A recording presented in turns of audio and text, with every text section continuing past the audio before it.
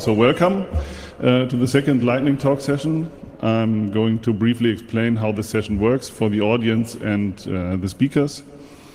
For all the speakers, please sit in one of the front rows so you can get on the stage quickly to deliver your talk. You can do so by talking into the microphone. That's very important so that people can hear you. Do not turn around to see your slides because then you can't hear me even if I talk. So you can see your slides down on the screen here. Maybe it could be that you're too small, then just move a bit to the side and you can see them. Use the clicker to advance the slides. Stay calm, talk loud and clearly so that everybody can hear your message. Finish on time, which is very important because we have so many talks and we don't want to use more time than we are allowed to. Then get your applause and leave the stage. Yeah, thanks. But I'm not going to leave yet. I'm going to explain for the audience how to listen to lightning talks. So it's pretty simple. Just be excellent to each other. Keep in mind all the announcements I just made. But also watch the timekeeper. The timekeeper is right up here, or you can see it on the screen up there, which helps us to track the 5 minutes that every speaker has. Alex, would you take over? Yes, of course. Good morning, everybody. With the last talk yesterday with Pedaloon, we decided to try a more speaker-friendly and more appreciative approach to canceling a talk. You no more 5, 4, 3, 2, 1 sounds. We want to laudate them out. So we try to use some applause to stop the talk. This is, I think, more awesome for the speakers and maybe for you as well. For the speakers, as long as the timekeeper is in the green area, you are in the first 4 minutes of your talk. You have plenty of time. When it goes up like this, now you have only about 1 minute left. When it starts turning yellow, you have 1 minute left. These are the last 30 seconds of your talk when they start to get red. So if the red turns up, something like this, then you have not much time left. And we tried a new approach. 5, 4, 3, 2, 1. I think this might work. Actually. Yeah, I think so too. Because we noticed that most speakers are already on their contact slide, and when we buzz them out, it's not very nice. So we just, send them away with an applause. All right. I think that's it. I'm going to mention the translation. So a very awesome job by the translation team. Please give them a huge round of applause. We will have the German talks translated into English, the English talks translated into German, and also everything translated into French. See the website up there, so https://c3lingo.org for information on how to listen to these translated streams. Yeah, well, then I think we can start. Let's go with the first speaker.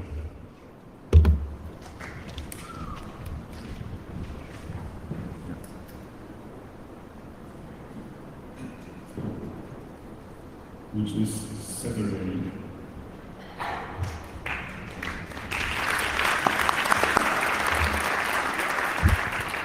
So, good morning, everyone. Thanks for being here so early. I'm here to tell you about a little project that I'm working on Saturday. I'm going to tell you it's a one-day conference that I'm organizing in Berlin next year, which is very soon. And I'm going to tell you a little bit about what the conference is about, which is the R programming language, a little bit how I ended up organizing a conference, and why I think it's interesting to you, maybe its philosophy, which is open and open source. So let's get started. So R is now one of the main languages for data science and statistical programming. It is a great tool for data visualization as well. And it is free and open source. It's supported by the R Foundation, and it is widely used. It just celebrated its 25th year this year, and is used both in research and in industry. Companies like Google, Airbnb, you can find it just about anywhere. And I'm Noah. I'm from Berlin. And how did I end up dedicating all of my free time, some of my best friends' free time, some of their colleagues, and some of people I just met through Twitter because I announced it a few weeks ago. So it started with Our Ladies. I've been organizing an Our Ladies meetup in Berlin for the past 2 years.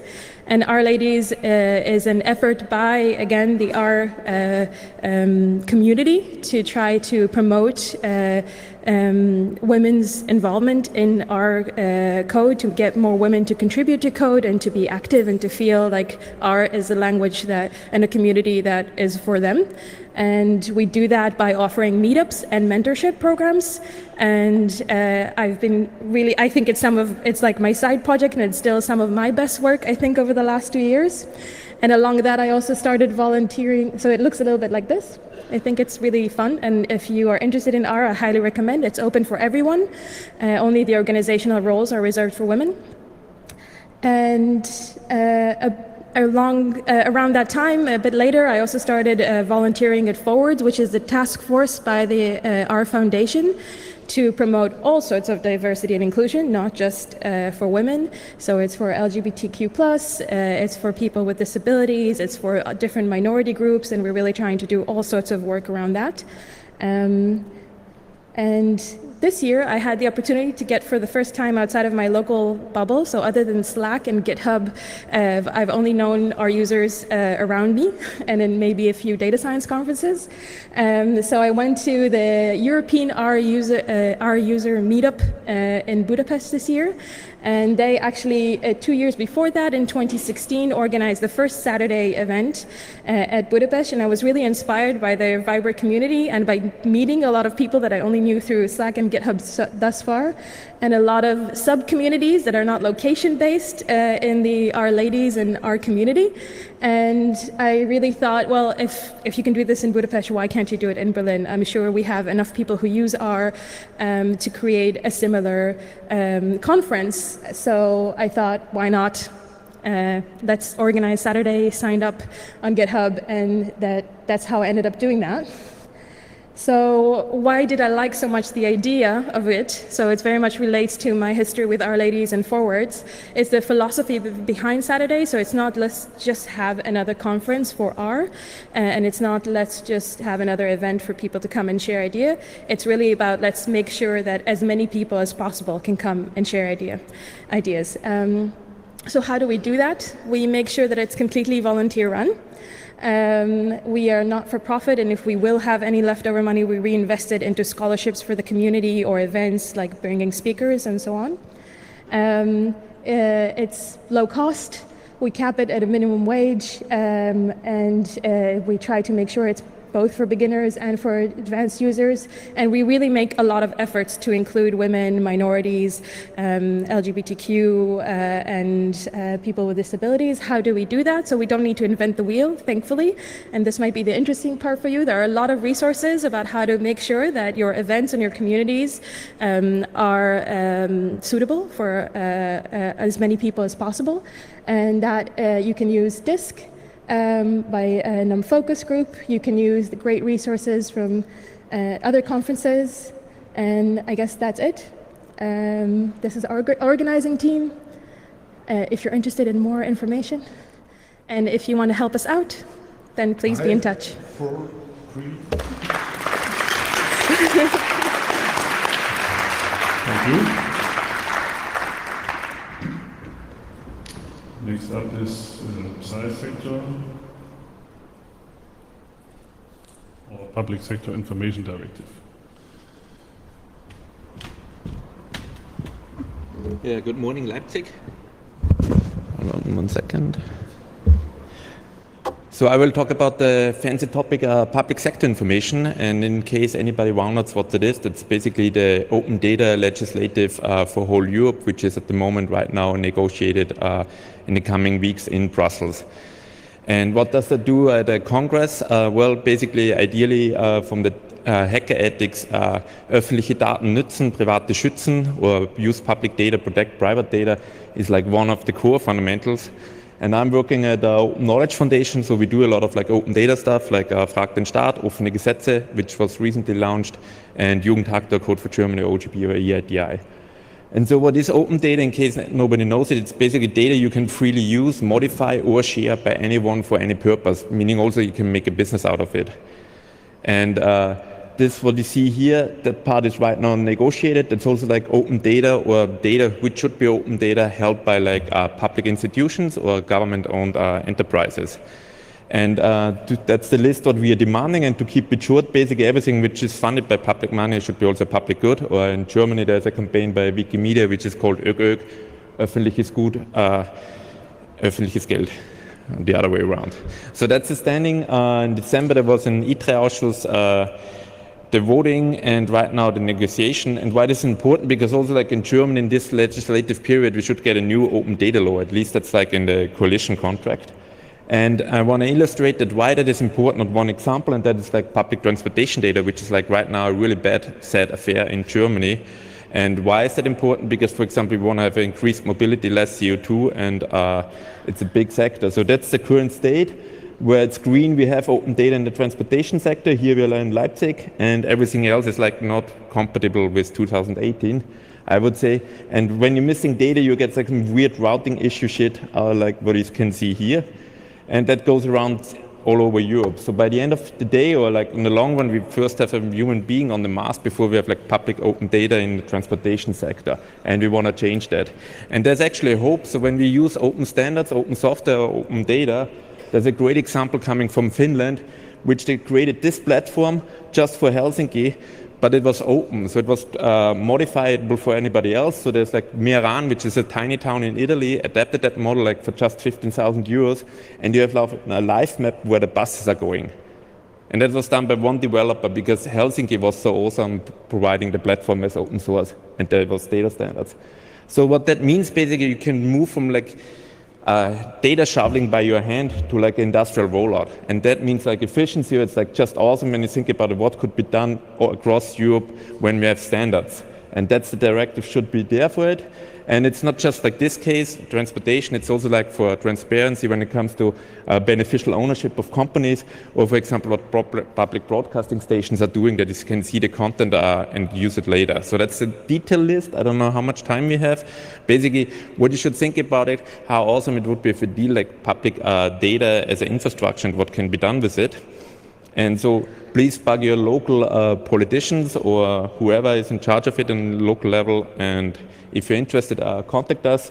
The slides are online. They're linked because it's, I think, a little bit timely. And I think that was from my side, so we still have time for a Q&A. Thank you. Thank you. Any quick questions right now? Yeah. I don't see any hands. But we're always happy if we are a bit short on time because, yeah. It was my pleasure. Yeah, thank you.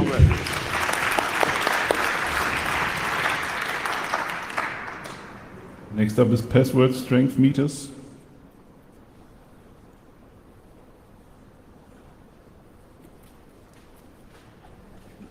Okay, good morning. We are here to talk about passwords, and it's 2018, and we can say that passwords are here to stay, and we're going to see them for a long time now. And we also can admit that passwords actually can be quite good, considering it's like a knowledge-based single-factor authentication mechanism. But passwords are only quite good if we select suitable passwords, and that brings us to the topic on how do we actually measure the strength of passwords. This is a big topic. It's called password strength meters. There are a lot of them out there, actually. There has been some progress in the hacking community, in the academic community.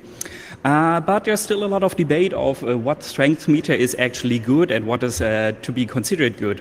I have two examples at the bottom. On the left-hand side, you can see GitHub. And this is a password strength meter that starts out with like a policy that is displayed in red. And as you start typing, this policy is kind of validated. And if you match the policy, it's made green.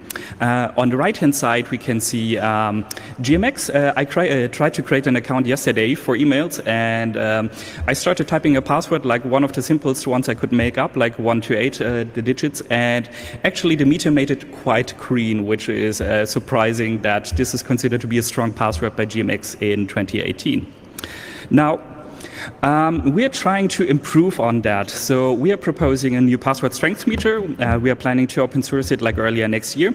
And it's a fuzzy logic based approach that combines multiple indicators for a password strength. So we can have like policy stuff in there, like length and so on. But we can also have like lists of leaked passwords. We can have Levenstein distance and further combinations. It's supposed to be really lightweight so that it can be integrated in every browser and every website. But it's only an approach, and we have to make sure that it is really good. And this is where my colleague Nikanta is going to ask for your help. Hi. So basically, there are a lot of things you can use in a password strength meter, but when we thought about ways to evaluate one, we said, oh, we have a problem. You see, in science, a way to evaluate a hypothesis is to do an experiment. And that's why we need you. So we are launching the Password Hacker Contest with a goal of evaluating password strength by trying to break it. And we want to crowdsource your knowledge to help build new, better strength meters. What we did is we collected a list of human-generated passwords from people we trust, like our mothers, etc. So no unfair competition there. And this contains a mix of weaker and stronger passwords.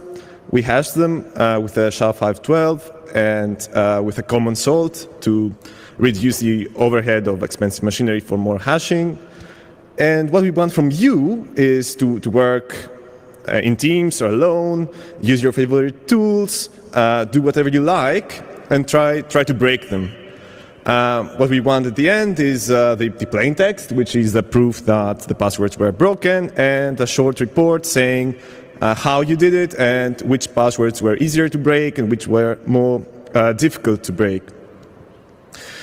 Of course, we offer some amazing prizes like Amazon gift cards, a lot of surprise swag like t-shirts, polo shirts, and so on. I think but W500, which is the old IBM design, so you can also use it as a brick.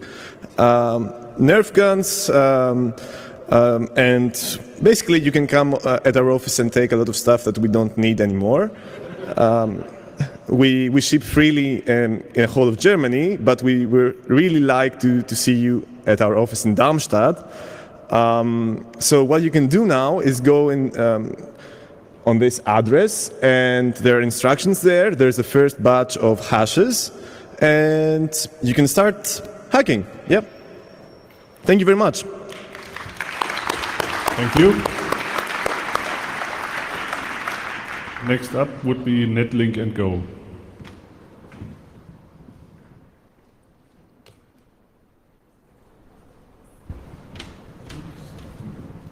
Hello everyone, good morning. Today I want to talk to you about Netlink and Go. My name is Florian and I'm very interested in network stuff. And if you take a look at the web servers around the world, this is the kind of code you will see nowadays. It's basically in this kind of example Go web server. This is just showing you a simple website. And there's always one big question if you're in a reliable service. How many numbers of sessions do we have? How long are the durations of the sessions? And what about the number of amount of traffic that is transferred for your on your web service? There are a couple solutions you can use, and you can blow up the code completely and make it really hard to understand. If you want to make sure that the next person you hire can also understand the business logic of your web server, keep it simple and try to move the monitoring part away. And there's one solution I can offer you. We at the moment we have the web server in the user space and the Unix kernel in the kernel space, and the kernel itself has some kind of tracking of sessions. And why don't you use this kind of API so you can use this for monitoring? There's the so-called Netlink family. The Netlink family is a socket-based interface for user space processes to communicate with the internal kernel API, and you can get various information about different kind of stuff. In total, at the moment, there are 21 different subgroups you can use for that are based on a Netlink protocol. For example, there's Netlink Route, Netlink Crypto, where you can change crypto settings, in-kernel crypto settings of your computer. There's also Netlink XFRM for IPsec stuff, SE Linux, and a lot of stuff. As I'm most interested in networking, I concentrate on Netlink and NetFilter, and there are divided into 3 parts basically: NFLog, NFQ, and contract. Maybe if you worked with IP tables, you heard of them. And in Go, you can now basically use this binary-based protocol to directly communicate with the kernel, get information out there, get the number of sessions, how long they take, how long they last, and just use this information that's already there, and don't have to blow up your own code. And it's completely in a separate way, so you don't have to blow up your web server, and it can be done in a quite easy way. The byte stream that you get from the kernel via the socket is basically only a byte stream. In difference to most byte streams, the combination is the length, type, and value, not the type, length, and value. So this is a little bit different to most protocols you maybe know, and but it's basically all the same. So you just have to take a look at the length, check the type, and then you have the value. Value can be anything, can be from byte sequences to strings, numbers, integers, timestamps, everything what the kernel you can provide. And for conversation, Golang has a lot of features, so you don't have to make sure. So for example, if you want to monitor your web application, this is a quite simple example. With IP tables, you send everything through NFLog group 100, then you open the socket with NFLog open. In this example, I set a timeout for 30 seconds just to make sure that this will stop at 30 seconds, otherwise it will run forever. And then you can get all the NFLog messages. So you have a quite good overview of what is happening on your web server, and you don't have to change your web server application. This also works for different kind of models. If you, for example, provide your web server in Java, if you do something like this, or PHP. So thank you for your attention. The most reliable information is the man page, number 7 Netlink. You can try the GitHub repo or check out the Linux kernel source. If there are any questions, I'm around. Just ping me, I'm Florian, and I'm happy to answer questions. Thank you. Thank you. Next up is the food hacking base.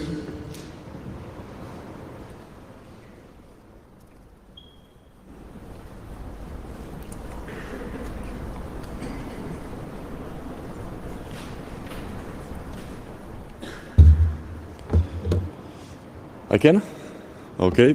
Hello everyone. My name is František Algor Appelbeck, and I would like to present the food hacking base project. This year it's our, I think, 7th Congress when we are around. We have been starting with 27C3. It was very interesting for us to get involved and during the years basically build up the community around the food, bio and drinks. I have to say that the last Congress, 34C3, when we actually were inside, compared to 33C3, when we could see us on a roof over the whole H, was much better. It was warmer. We had a warm water. We have a big place where you could come and do stuff. I don't know how many of you have been actually visiting food hacking base during the years. Can I just ask for the hands up who has popped in? Also, it's starting to get in. We have been happy with the place. A bit tight at the end of the Congress, I have to say, when people finally found us. But this year it got better. We'll go to that. Small overview of the year which we are just now finishing. We have visited in the spring New Ghent. This is the poster for the next year. We have found out as a project that actually when we are invited and we get help, promoting project from the local host, it really kind of make it possible to kind of cover the expenses of the event for us.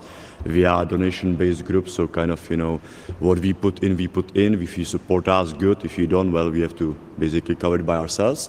We have been at Fright Cap in Belgium, which was fairly run event where we didn't do actually crowdsourcing for a bigger kind of camp like that for us, which we have found out it's difficult after to cover.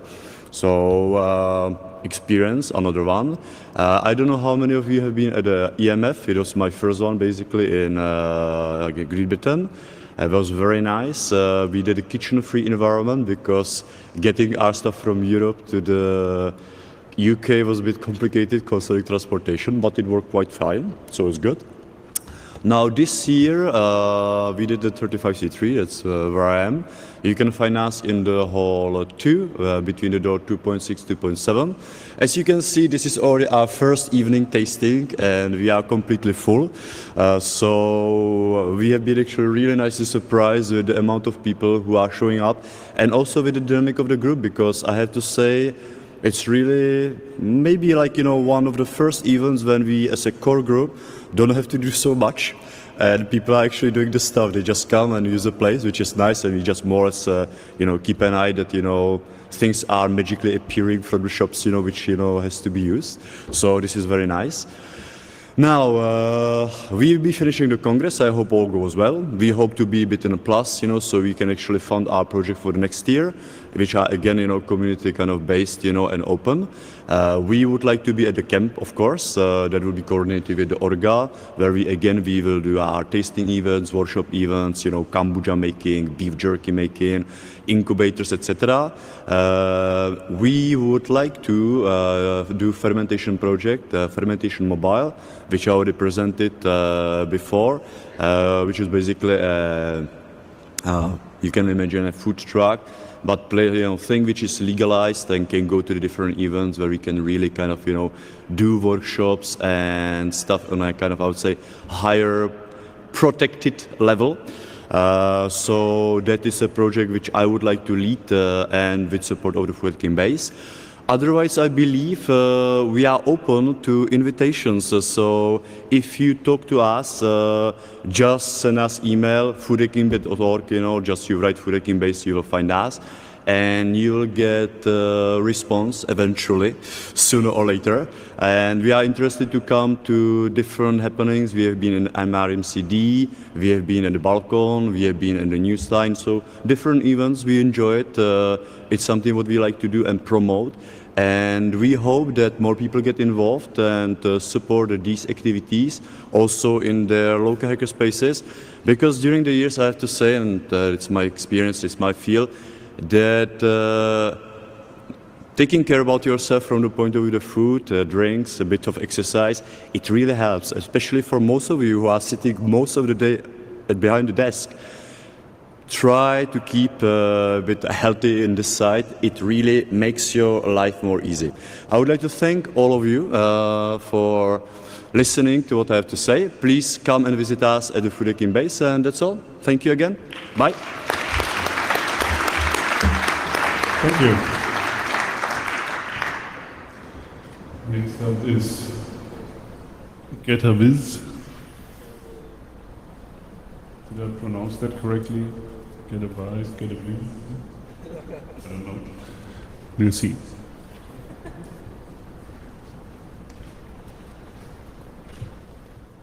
Hello, I'm here to present Getaviz, which is a research project and open source project for solving software engineering problems in 3 simple steps, and these steps I'm going to present you.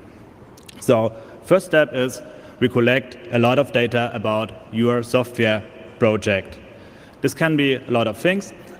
We use JQ Assistant for that.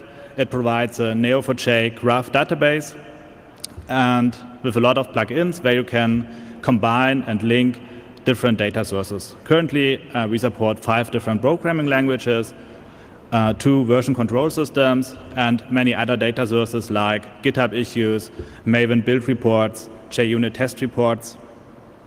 And then as a result, we have a huge database with a lot of information about the software project. And then this is the data source for finding the solution to your problem. And to help this, we visualize the data. There are a lot of visualizations available. There are classical dashboards with tree maps, bar charts, and all this classical stuff. And more fancy visualizations on the right side. And here, for example, you can see analysis for anti-pattern. This is Antler. We find a lot of cyclic dependencies there, for example. And yeah, these visualizations are supposed to help you to understand your problem, which is the last step. Because, as you know, understanding the problem is almost the same as having the solution. Once you understand the problem, the rest is rather easy. And for this, we provide a complex user interface for exploring and analyzing the visualized data and get a better understanding of the software project in general. That's the point where I usually would give you a live demo, which is not possible here, so you have to do it yourself. That's the official project URL, or just go to bit.ly/getawith. There you find some showcases and online demos you can use in the browser. Yeah, and that are the 3 steps. Give it a try if you're working with software in some way. But there's a 4th step. You can contribute to it. Currently, it's a small project with academic background, but we hope to build an open source community around it. So you can contribute to any programming language, because we are going to extend it to support more data sources with JQ Assistant or more visualizations and a better user interface for Getawith. And as in 2018, we are going to apply for Google Summer of Code next year, so in a month or so. So if you are a student, there's a chance you can even get paid for this. Yeah, thank you. Thank you. Next up is Zig Rock.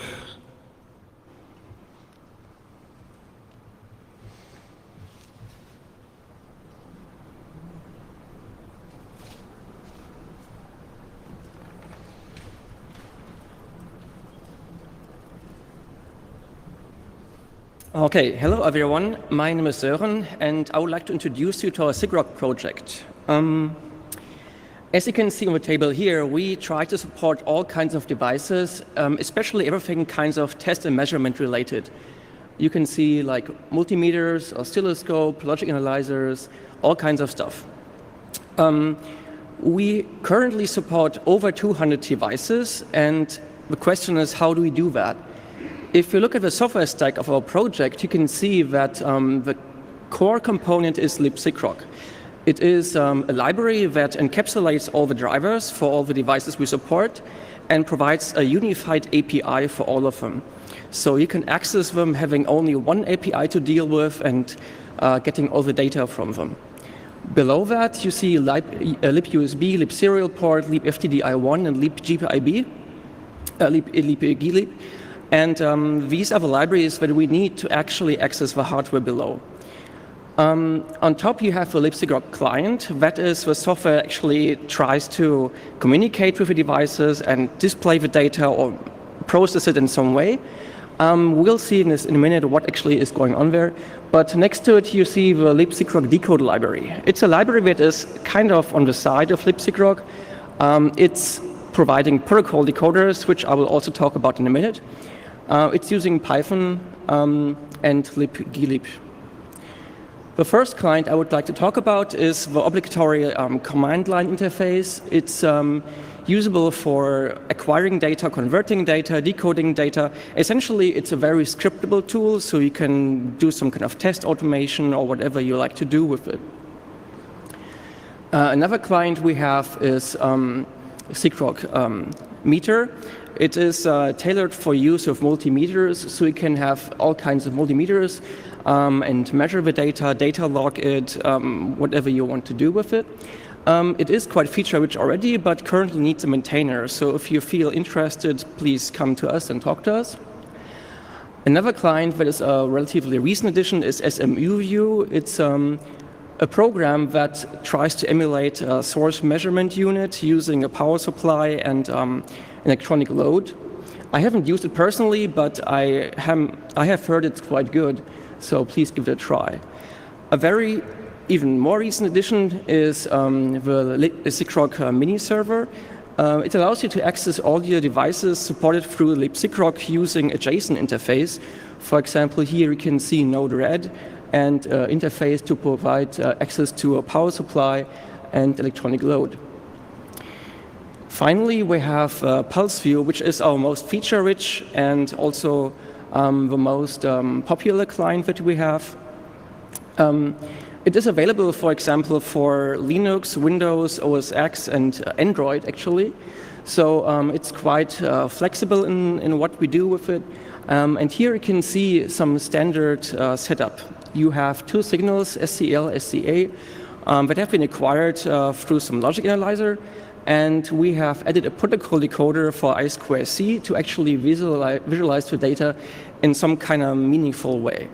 Okay, now this is pretty standard. You can do that with any oscilloscope, really, I understand that. But what we do is actually we go one step further and actually allow you to have protocol decoders written in Python that you can use to make even more sense of the data that you have. In this example, we have attached a DS1307 real-time clock, so you can actually see what the data means to the chip and what the data means to other chips that comes in and out of a chip that is on the bus. So this is pretty cool because essentially allows you to have any oscilloscope that you have on your bench, if you have a driver for it, or any logic analyzer that you have, to have all kinds of protocols that it doesn't usually support, and we can have a driver for it and provide you with all the protocol decoders that we already have. Also, what I would like to point out is that there is a Cypress FX2 development board available for less than $10 or 10 euro here in Europe, which you can use in combination with SIGROC to actually have a 10 euro logic analyzer, which is quite feature-rich. And since we have currently over 100 protocols available, you suddenly have all kinds of utilities available on your workbench for only 10 euros. So that's quite popular, and also the reason why the SIGROC project is very popular in these kind of circles. I would like to give you some examples of what exactly we have also. It's ARM ETM as a decoder. Oh, I have to speed up, okay. Which you can use to trace and have code. This is USB, also with PCAP output. And what I want to take away is that we try to be a unicorn. We have lots of decoders and we can give you lots of opportunities. If you want to contact us, come to our assembly or come to Twitter, Mastodon, or just chat with us on IRC. Thank you very much. Thank you.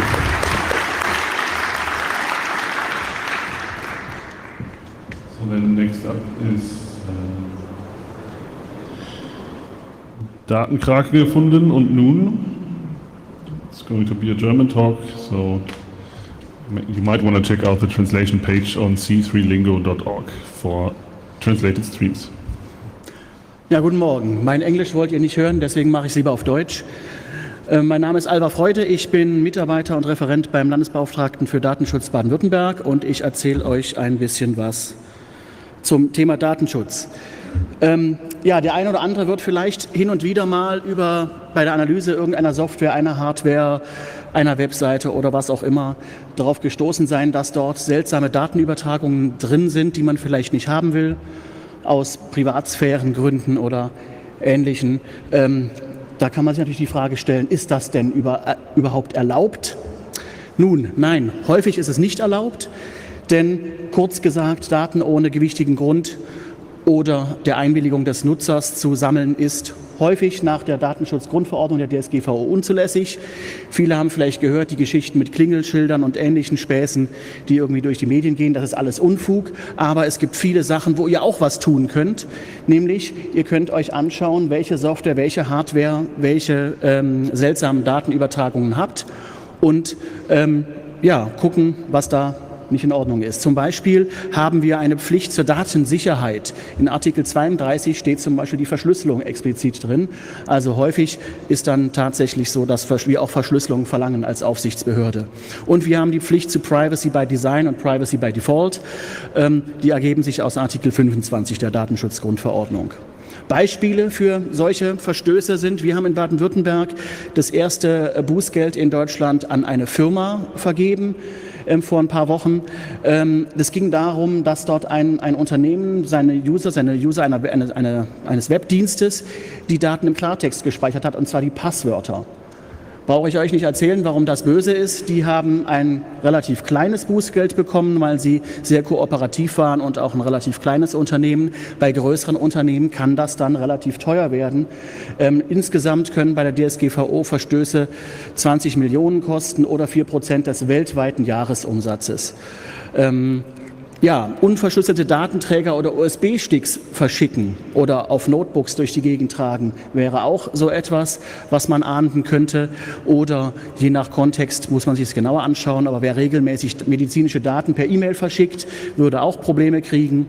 Tracking ohne Einwilligung oder Weitergabe von Nutzerdaten an Dritte wie Facebook Custom Audiences ist auch nach herrschender Meinung rechtswidrig. Die bayerischen Kollegen haben da auch schon Urteile vor Gericht durchgefochten. Ja, was kann man tun? Ihr könnt natürlich irgendwie eure Geräte abdichten, sodass keine Daten rausfließen. Das hilft aber nur euch und das hilft nicht den Leuten, die sich damit nicht so toll auskennen. Ihr könnt aber auch Beschwerde bei der jeweiligen Aufsichtsbehörde einreichen. Bei der Aufsichtsbehörde, die für den Hersteller zuständig ist oder für den Vertrieb oder den sonstigen Verantwortlichen, wie man ihn nennt, der die Daten sammelt, oder die Aufsichtsbehörde an eurem Wohnort. Sucht einfach entsprechend mit der Suchmaschine eures geringsten Misstrauens nach Datenschutz, Aufsichtsbehörde, Bundesland, und dann findet ihr das. Wie gesagt, hohe Bußgelder kann das ergeben, und die Behörde muss dann auch tätig werden. Also wenn wir Sachen selber irgendwie recherchieren, dann können wir tätig werden, dann müssen wir das nicht zwangsweise machen. Aber wenn ihr eine Eingabe macht, müssen wir tätig werden. Das kann aber auch sein, dass wir aus Baden-Württemberg das dann an Berlin, Hamburg oder Schleswig-Holstein abgeben, wenn dort der Verantwortliche sitzt. Wichtig ist für solche Sachen, sachlich schildern, was ihr gefunden habt, möglichst viele Details nennen. In den Aufsichtsbehörden sitzen in der Zwischenzeit nahezu überall gute Techniker, die das auch verstehen. Da sind nicht nur Juristen. Die Technikteams sind meistens relativ klein. Wir sind 5 Leute in Stuttgart, in Baden-Württemberg, aber trotzdem sind da Leute, die verstehen, was ihr da einschickt. Also auch einen TCP-Dump oder sonst was ist jetzt irgendwie den Leuten ein Begriff. Genau, sachlich schildern, möglichst viele Details nennen. Ihr könnt das auch anonym machen. Ja, also wenn ihr zum Beispiel nicht nur eine Drittsoftware analysiert, sondern bei einem Unternehmen arbeitet, wo ihr sagt, das geht mal überhaupt nicht, was hier passiert, und meine Chefs hören nicht auf mich, dass das nicht legal ist, und ihr wollt das nicht weiter mittragen, könnt ihr auch anonym als Whistleblower zu den Aufsichtsbehörden kommen und entsprechend eine Eingabe machen. Kleiner Tipp, möglichst irgendeine Kontaktmöglichkeit hinterlassen, weil häufig haben wir dann doch Rückfragen, weil nicht immer alles 100% klar ist aus den Beschwerden oder Eingaben. Ja, das mal so als großen Rundumschlag. Heute Abend gibt es noch eine Self-Organized Session im Raum M3 zwischen 18:30 Uhr und 20 Uhr. Da sind mehrere Leute, die was zum Thema Datenschutz erzählen in so 15-Minuten-Blöcken. Da werde ich auch sein. Ich habe das angemeldet, und da schauen wir mal, ob da noch, wenn irgendwelche Fragen sind oder wenn jemand irgendwelche besonderen Probleme, Wünsche oder Ähnliches hat. 18:30 Uhr Raum M3 heute Abend. Tschüss. Thank you. Danke. Then we have one of the usual suspects, org backup.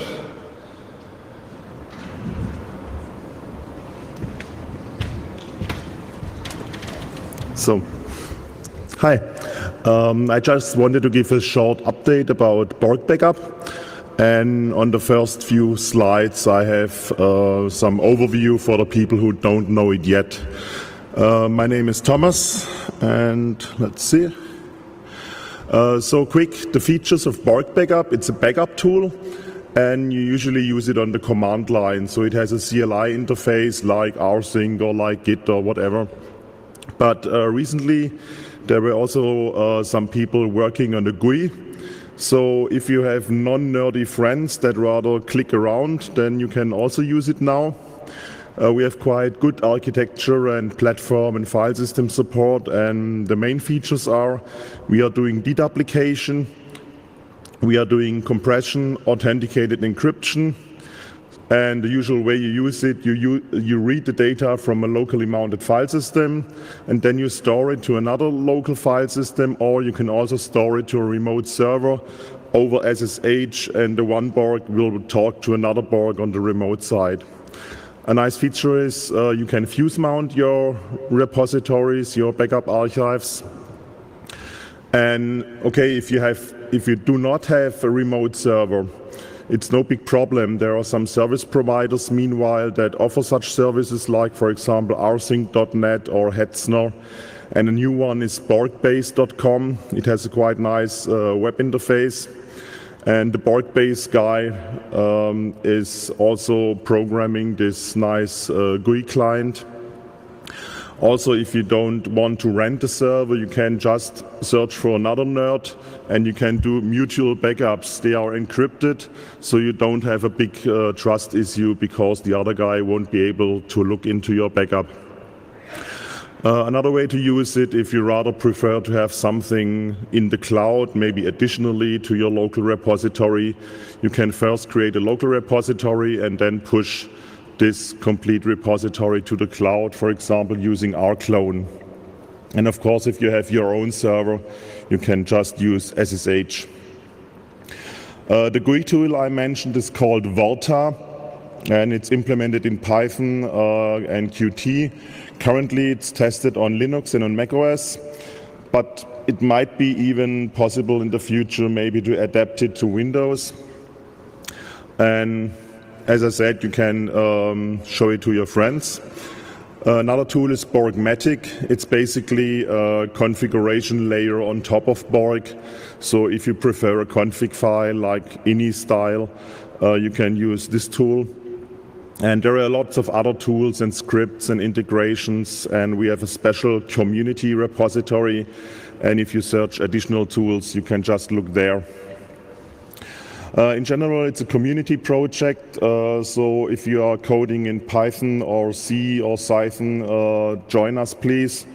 Currently, we are a bit low on developers, but you can also help if you can't code, for example, look after the docs or just test it.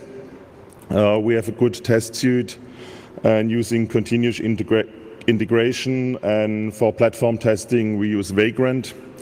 Also, we need supporters for different platforms. So if you, for example, use NetBSD or something, also come to us. The current status is there is an old stable release out since quite long. I think you can find it in about every distribution. And the current release is 1.1. So this is the newest stuff. And the next release, maybe 2019, will mostly have code cleanups, refactorings, and some internal stuff, and also new repository compaction handling. It will be separate, not automatic like now. And for the bigger changes on the bottom, for the helium milestone, we need more people because the crypto changes will be a lot of work, and also the multi-threading changes are a lot of work. We also need community supporters. So, for example, if you can help people because you use Borg yourself, you can also help and look after GitHub and the mailing list. A security review would be also good. We have some known issues, but also somebody could look over the code. And we also need more sponsors and donations because we do bounties using Bounty Source. So I'm here at a Congress, find me at a Python assembly, and yeah, I think we are out of time, so you can click on the screencasts using that link. Okay, thank you. Thank you. So just a quick reminder, all the slides that the speakers uploaded into our system, you can download them, just visit c3lt.de, also c3lt.de, and there you can download the slides, visit the schedule, and so on. All right, next up is TUM exam. Oh, that was the browser. Let me just move it.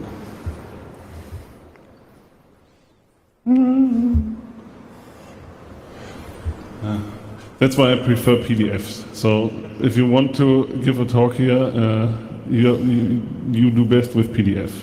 It's portable. It's a document format. Okay, let's go. Also zuerst mal, es ist ein PDF, ne?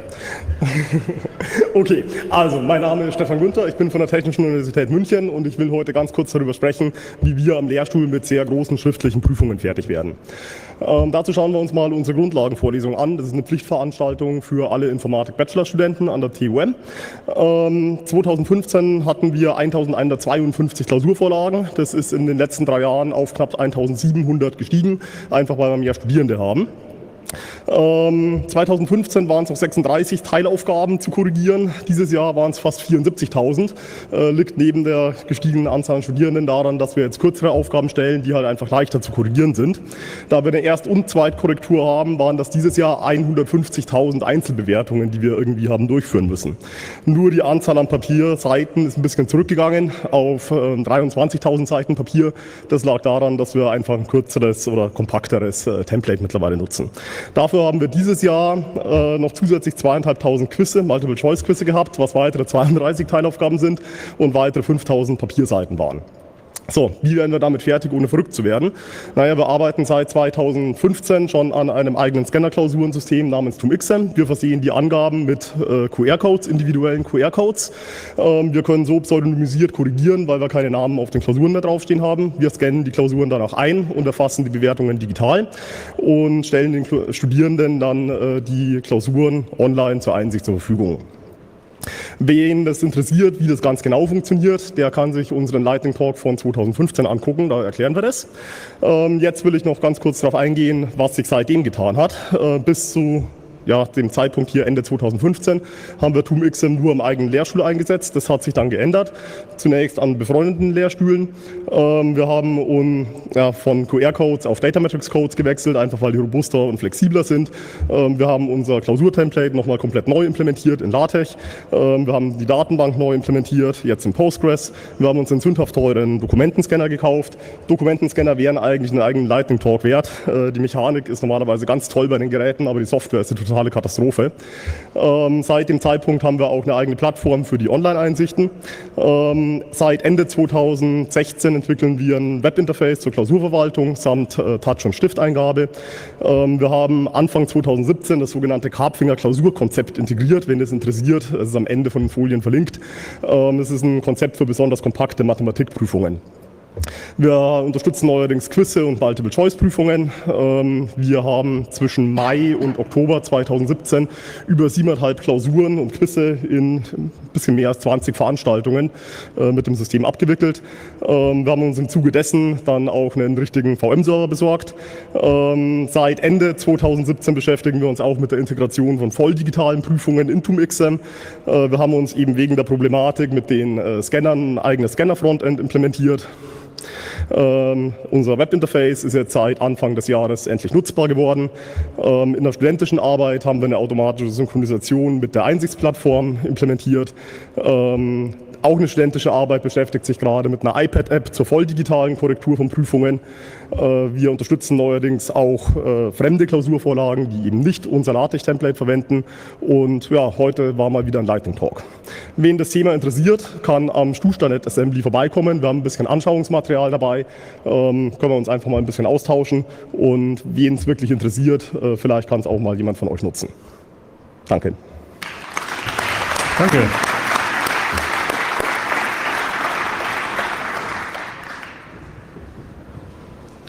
Right.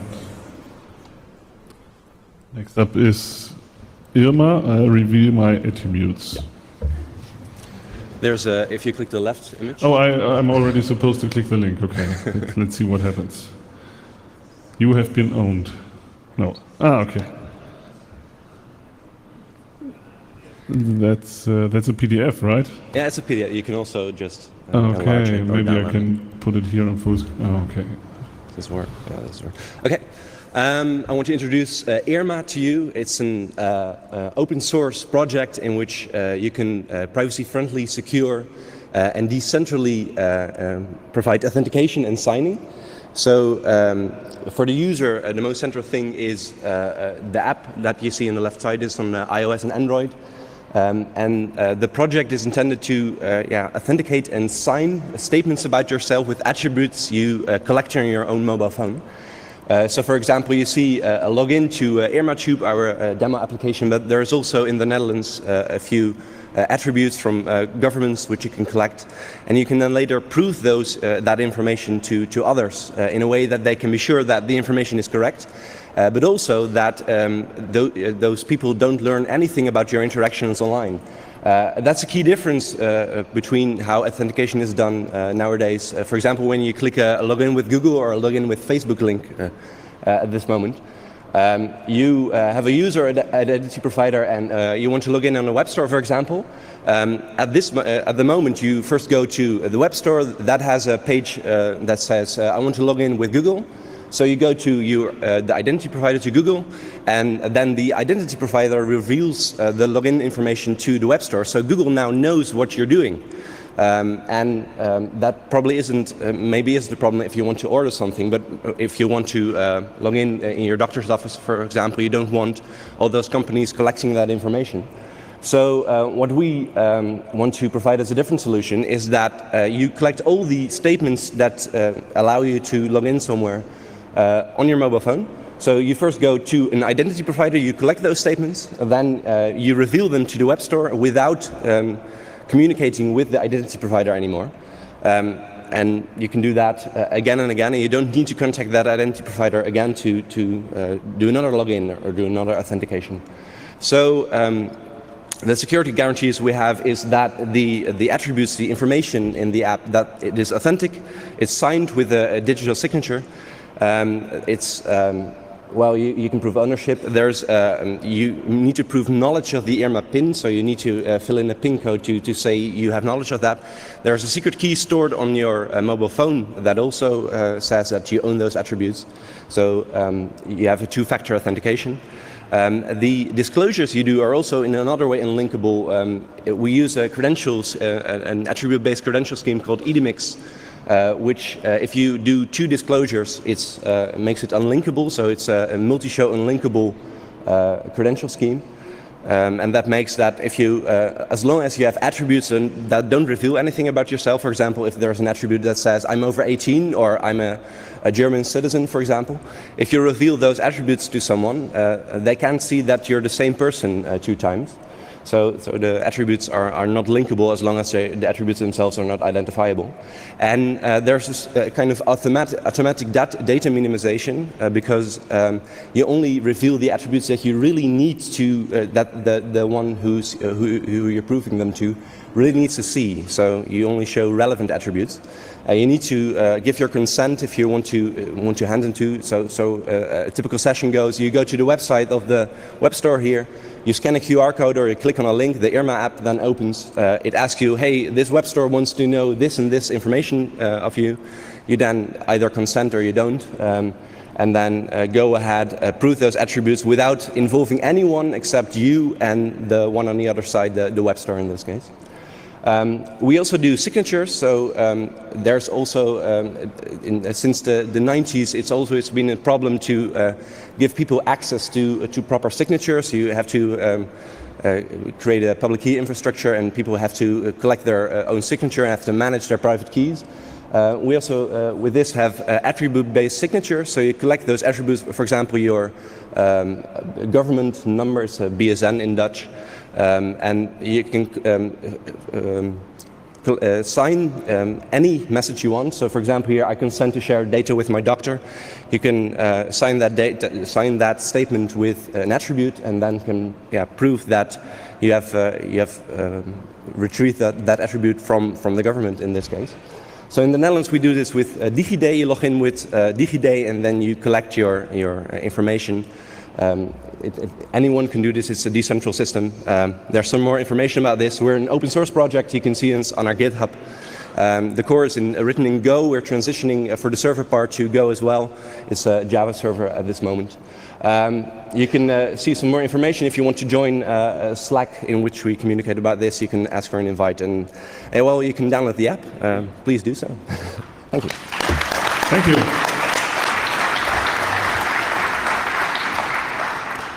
All right, last talk before the break. It's going to be in German. Auf Deutsch. Warum wir 2 Jahre lang Wikibooks ausgedruckt haben. Ja, hallo. Wir wollten schon immer mal Teile des Internets ausdrucken und haben das dann mal mit einer Plattform von Wikibooks probiert. Und als Ergebnis halten wir hier das wohl schönste in Druckform vorliegende Wikibooks derzeit in Händen. Das Wikibook, was wir gewählt haben, ist Mathe für Nicht-Freaks. Kennt das zufällig jemand? Okay, doch ein paar. Freut mich. Hier sehen wir jetzt schon ein bisschen überarbeitetes Design von unserem Designer. Das Ziel ist einfach, dass man Studenten die Hochschulmathematik verständlich rüberbringt, und dazu verwenden wir eingebettete Medien, Bilder, haben diese semantischen Sachverhalte ordentlich dargestellt mit so Definitionsboxen und so weiter, und wie man unten rechts sieht, betten wir auch Videos ein.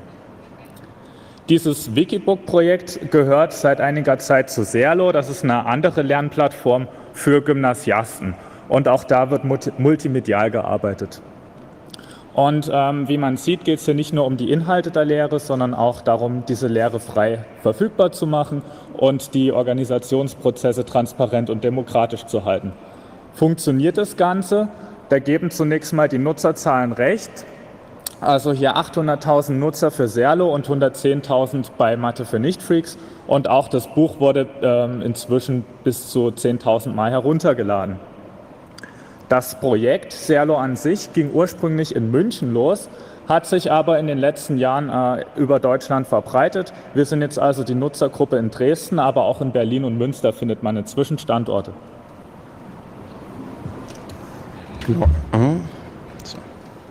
Genau, warum wir das Wikibook ausgedruckt haben, kann man sich vielleicht vorstellen. Wir wollen eine Alternative zu konventionellen, teilweise sehr teuren Lehrmaterial schaffen. Das Buch ist jetzt auch in der Bibliothek der LMU München zu finden. Die Frage ist nur, warum haben wir dafür jetzt 2 Jahre gebraucht? Haut man nicht einfach die Wiki-Artikel durch Pandoc und schon hat man ein Buch? Naja, ganz so einfach ist das nicht. Zum einen haben wir sehr viel semantisches Markup, worauf wir auch sehr stolz sind. Allerdings können wir deswegen nicht einfach Konvertierungstool wie Pandoc verwenden, weil es für jedes Target anders aussehen kann. Also zum Beispiel in PDF wollen wir Definitionen oder auch Medien anders darstellen als im HTML beispielsweise. Zum anderen haben wir auch noch weitere Dependencies, nicht nur die Artikelinhalte. Hier sieht man diesen roten Punkt in der Mitte. Das ist das eigentliche Buch und alle anderen Punkte sind die Dependencies. Dieses grüne dort zum Beispiel sind sämtliche Mediendateien, also hauptsächlich Videos und Bilder. Dieses gelbe dort oben in der Ecke sind Teile aus Artikeln, die in anderen Artikeln wiederverwendet werden. Und in diesem Kreis sieht man Teile von sieht man die Artikel, wie sie erst im Quelltext vorliegen, anschließend konvertiert werden in ein Zwischenformat, anschließend exportiert werden und dann zum Buch zusammengeführt werden. Das ganze System ist ein Bildsystem, also auf Make basiert, welches verschiedene Rust-Tools aufruft. Momentan sieht das im Groben so aus. Wir haben unsere Wiki-Plattform, ein Parser erzeugt eine Zwischenrepräsentation und aus dieser exportieren wir dann die tatsächlichen Artikel. Und wir haben auch noch einen Linter, der unseren Autoren automatisch Hinweise geben kann. Dank Rust können wir das Ganze dann auch im Browser laufen lassen. Zukünftig wollen wir allerdings diese beiden Plattformen ein bisschen besser vereinen und dann natürlich auch das Aufwand sparen. Deswegen ist das Ziel, die Seiten von Mathe für Nicht-Freaks in eine Zwischenrepräsentation zu überführen, die mit Serlo kompatibel ist, auf deren Basis wir dann den Linter implementieren können und weitere Export-Targets hinzufügen können. Zum Beispiel E-Books wären sehr schön, dass wir nicht so viel Totholz am Ende haben. Genau, wenn ihr mit uns in Kontakt kommen wollt oder irgendwelche Anregungen habt, wir sind auch immer sehr interessiert an Vorschlägen für die Weiterentwicklung der Plattform, auch in technischer Hinsicht. Das ist für uns vor allem, es gibt hier die E-Mail-Adresse von Serlo allgemein, wenn ihr euch gerade für dieses Exportprojekt interessiert oder irgendwas in der Nähe von Dresden seid und an Serlo interessiert seid, könnt ihr uns kontaktieren. Ansonsten gerne auch hier auf dem Kongress. Man findet uns momentan sehr häufig an der AGDSN Assembly oder ruft uns einfach an. Vielen Dank. Danke. Thank you. Next up is OpenH, and we already have the slides on the screen, so we can just go ahead.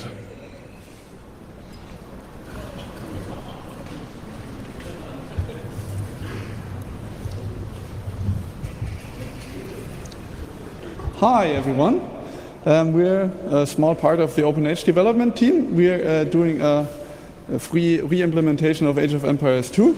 I'm Jonas. And I'm Michael. So what we are doing, we have been developing a free engine clone for Age of Empires 2, the Conquerors expansion. We started in 2013, and since then, yeah, we have been doing it.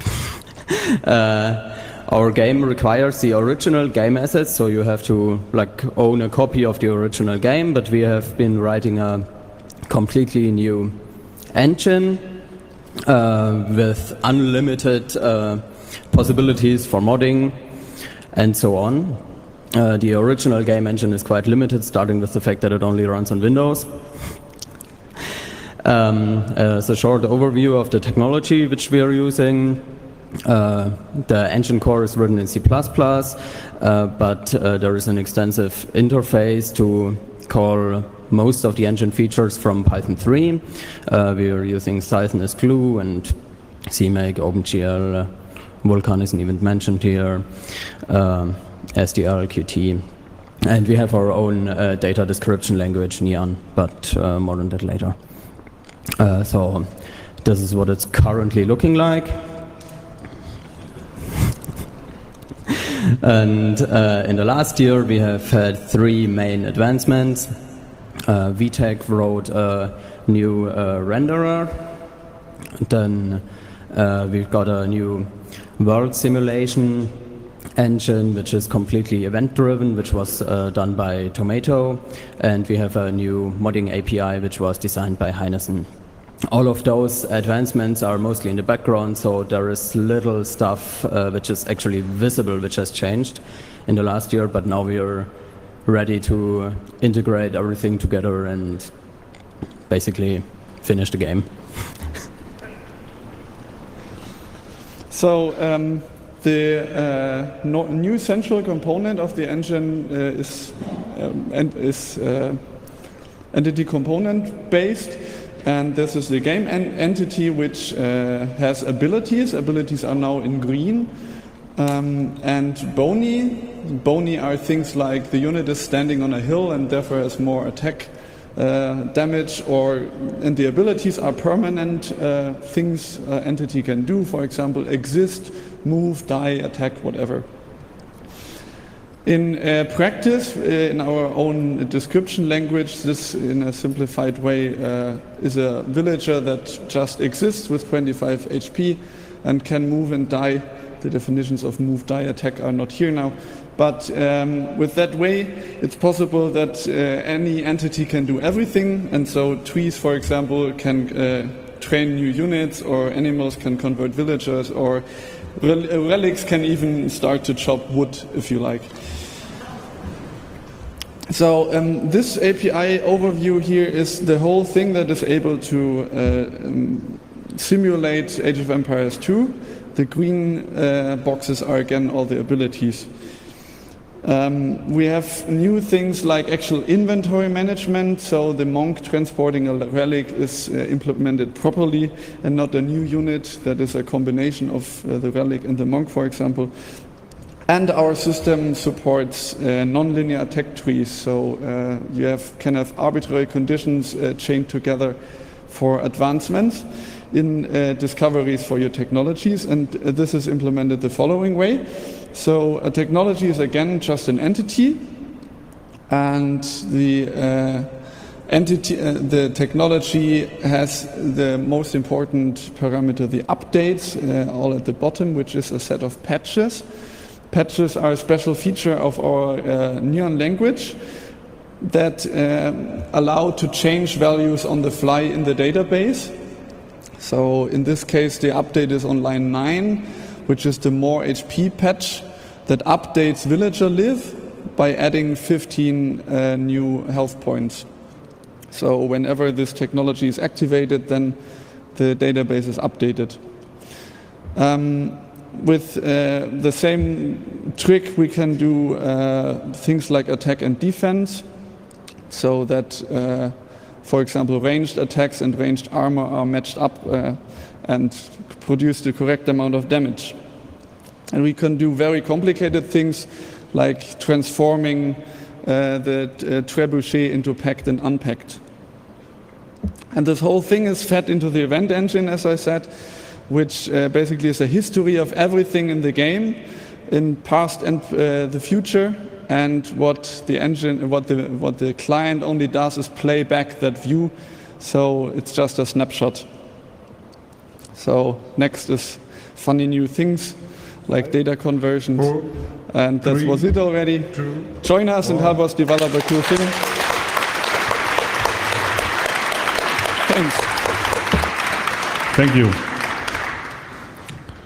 Next up is crypto payments in hyperinflation countries and beyond.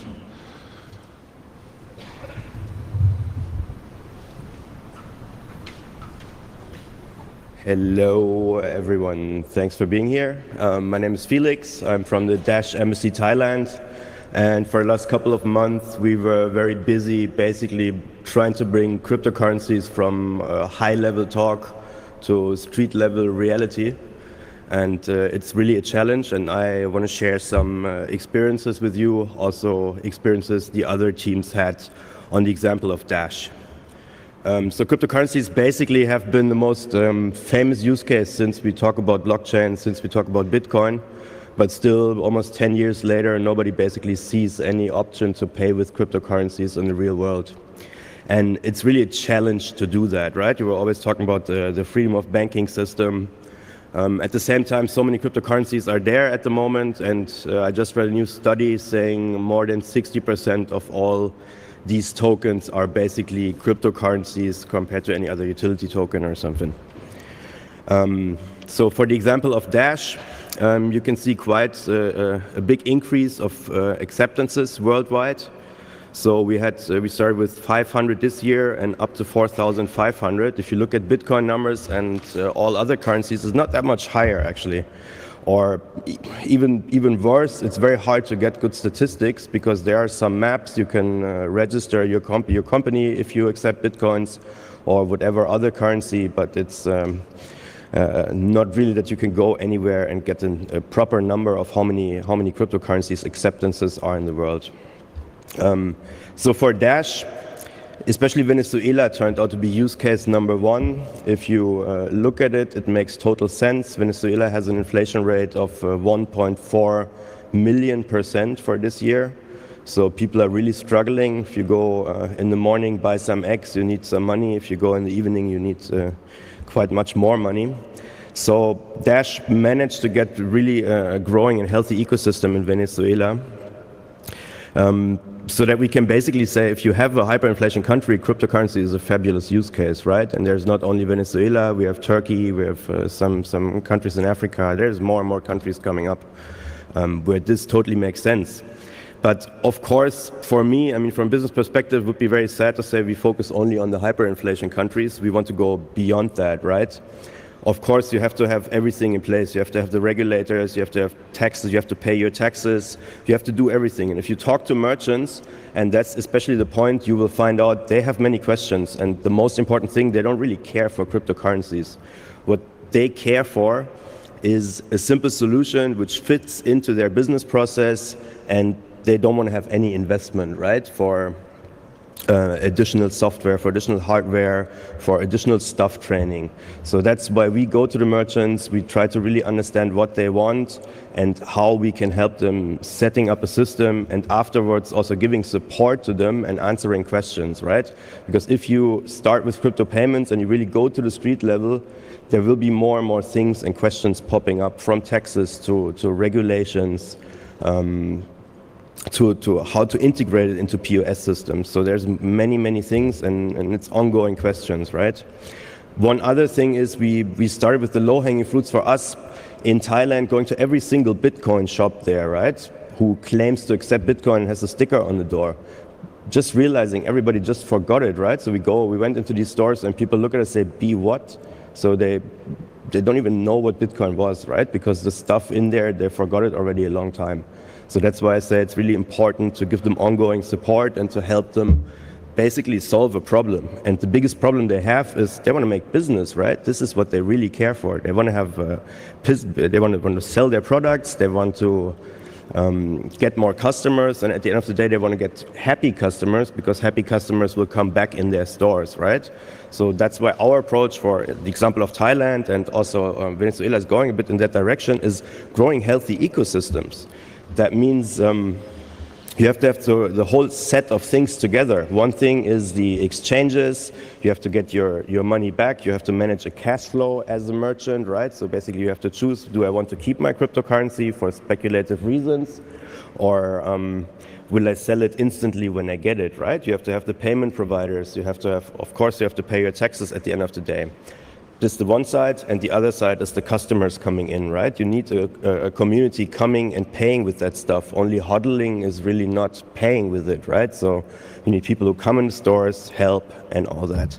So at the end of the day, it all boils down to sustainable ecosystems. 3, 2, Thank you. 1. I'm here for questions. Thank you. Next up is BulkCon.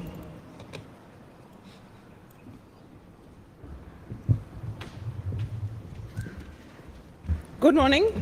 I'm Jelena from Balkan Orga team. I'm here to present our conference, small hacking event that's happening in Serbia, Novi Sad. So for the next year, it will be seventh time that we organize this event. It's Balkan Computer Congress. The dates are already set up, so it will be second week in September, 13, 14, 15 September. Novi Sad, so remember it. What exactly is Balkan?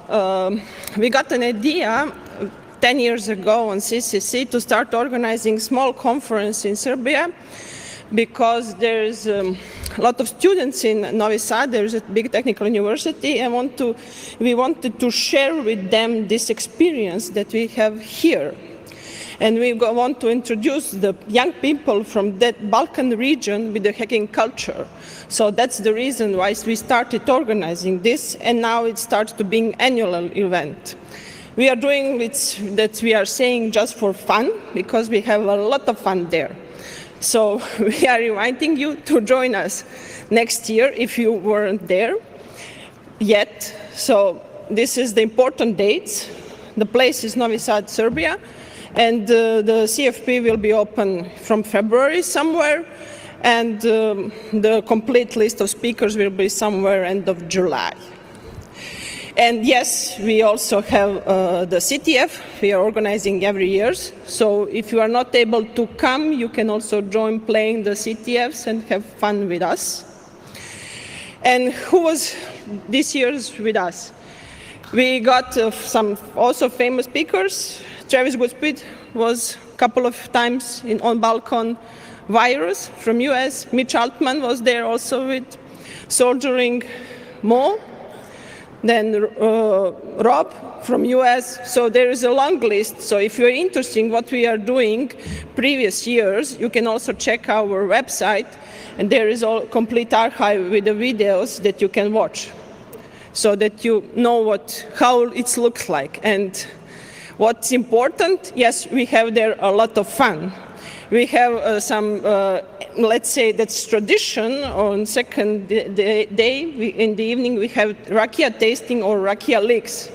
So if you don't know what's rakia and want to try different sorts of rakia, you are welcome to come. Also, if you want to try here rakia on our Balkan assembly, you can come and try it, just in advance to be prepared what you can expect. So I'm just informing you. So, Balkan, why Novi Sad? It's our hometown, so we started organizing there. But Novi Sad is on the list of Lonely Planet, I think somewhere in the top 10 to visit next year. So, it's a nice city, cheap. Food is very good, incredible. You can ask other people who already visit us how it's food and how it's cheap accommodation, and the travel is very easy to come because it's only 1 hour from Belgrade airport, so it's very easy, or 3 hours from Budapest, so you can choose it. If you have questions what we are doing and why we are doing that, you can also send us an email. We are responding very quickly, and you can also visit our website, or you can track us on the Twitter.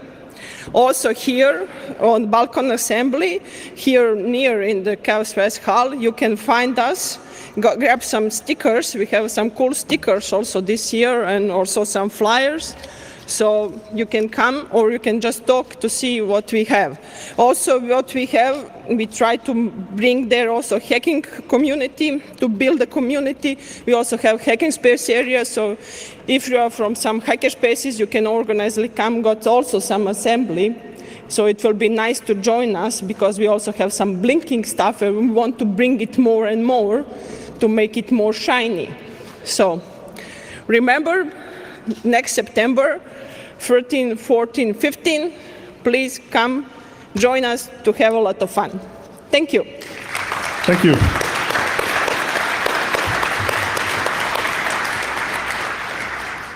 Now next up is exploiting WPS PBC on Windows 10.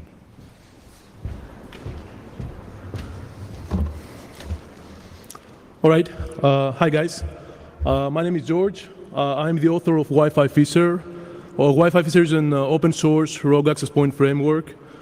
So today we're going to talk about exploiting WPS PBC on Windows 10. This is a Wi-Fi association attack. How many of you know the Karma attack? Please raise your hands. Okay, I see some hands.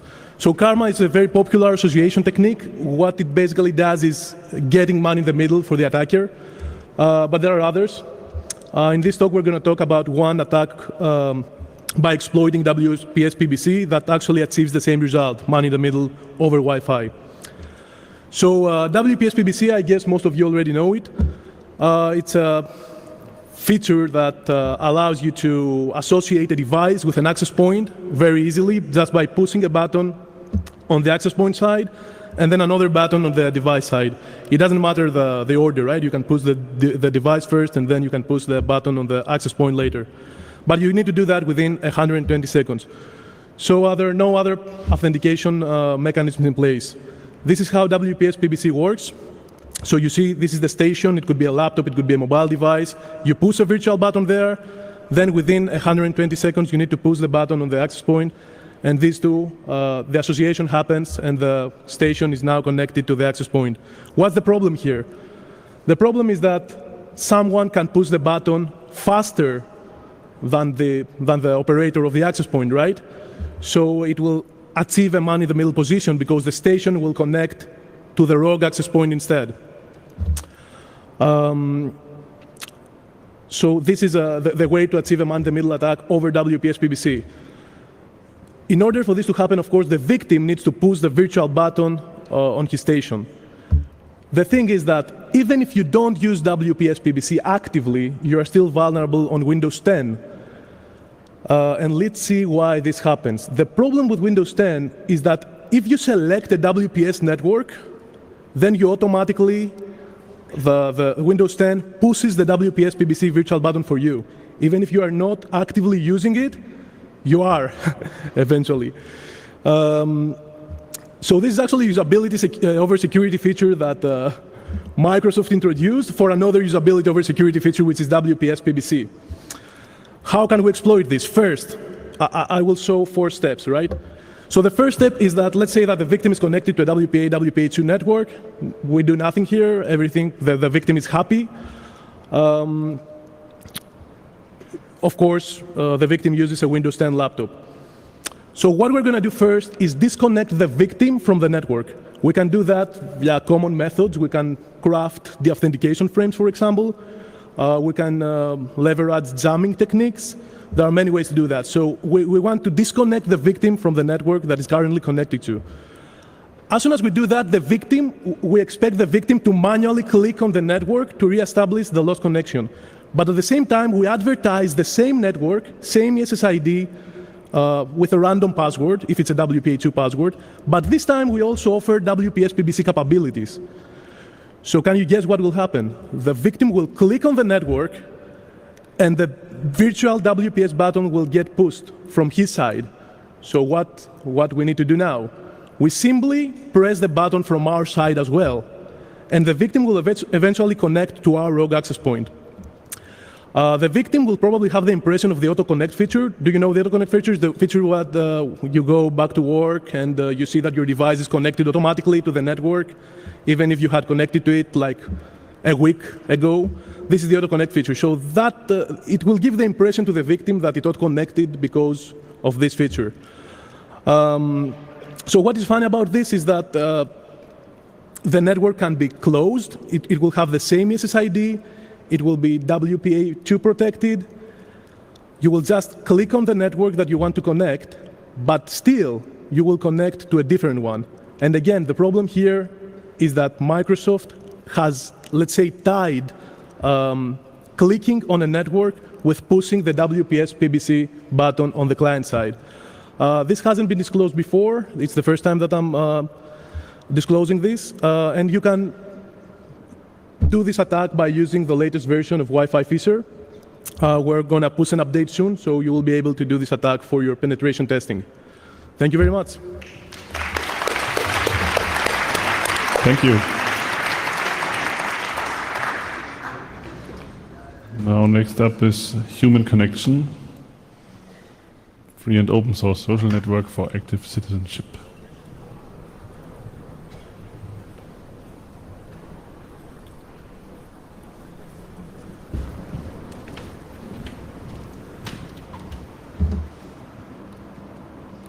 Okay, hello everyone. My name is Robert. I'm one of the developers of Human Connection, which is a free and open source social network for active citizenship.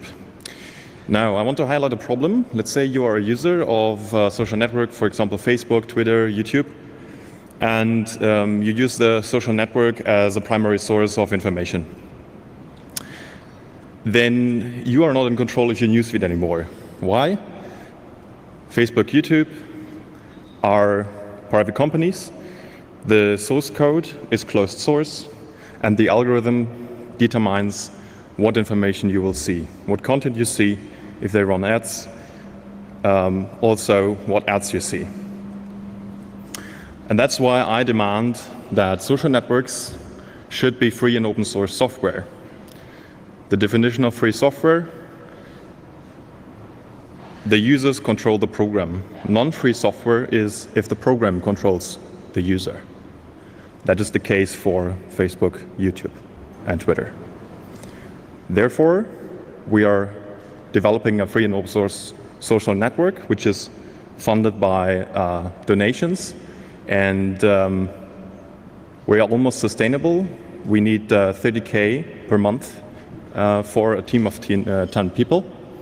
And I'm showing you this chart because I want to show that this works. There's a market, let's say, for donation-funded software. Also, I want to highlight that free software is very important that free software is funded by donations. Why? Facebook and YouTube have their advertising customers, and they will probably implement features that are not in the interest of the users, right? Free software is community-driven, and since the users control the program, features should always be in line with the interests of the user. So Facebook will show you ads. That's definitely not in your interest. Facebook will collect your data. That's also not in your interest. Whereas free software will not do that. Human Connection is free and open source software. We will not show you any ads, and also we are not collecting your data, or if we do it on a certain purpose, and you can see our open source code on GitHub and see how it works. So, We are currently in a technology transition. You can check out our current staging environment. It's called Nitro. You can see a link on the right side. You can also see the login credentials on the right side. You can go there right now and try it out. Since we are in a technology transition, I will tell you what we're using. For this version, we are using Vue.js in the front end, and we're using Node.js on the backend side. Both parties communicate through GraphQL as an interface, and on the backend side, we're using Neo4j as the primary database. The former version, we have 4,000 users, and 2,300 of them are active donators. Yes, and probably you have heard about similar initiatives like that. You probably know Mastodon, you probably know Diaspora, and there are many more. And we want to collaborate with these. There's good news. There's a W3C standard, which is called ActivityPub. It's like a language, how different social networks can communicate with each other. That is, they can exchange content. And from the user perspective, it doesn't really matter which social network you should join. Well, that's the dream. And we're not implementing it yet, but we're intended to do so. And we have bi-weekly meetings with other social networks, including Communector, WeChange, and even Nextcloud. They all are interested in implementing ActivityPub, and we're trying to learn, get familiar with it, and eventually implement it. If you want, you can join us. Here's the chat for our, let's say, we call it the Open Apps ecosystem, the network of the networks. And we are also having a weekly meeting for the open source community. And that's the link on the right side. We have weekly meetings, and we try our best to onboard open source contributors. We do pair programmings, we do video conferences. Feel free to join us. That's all I have. Thank you very much. Thank you. Next up is iOS privacy.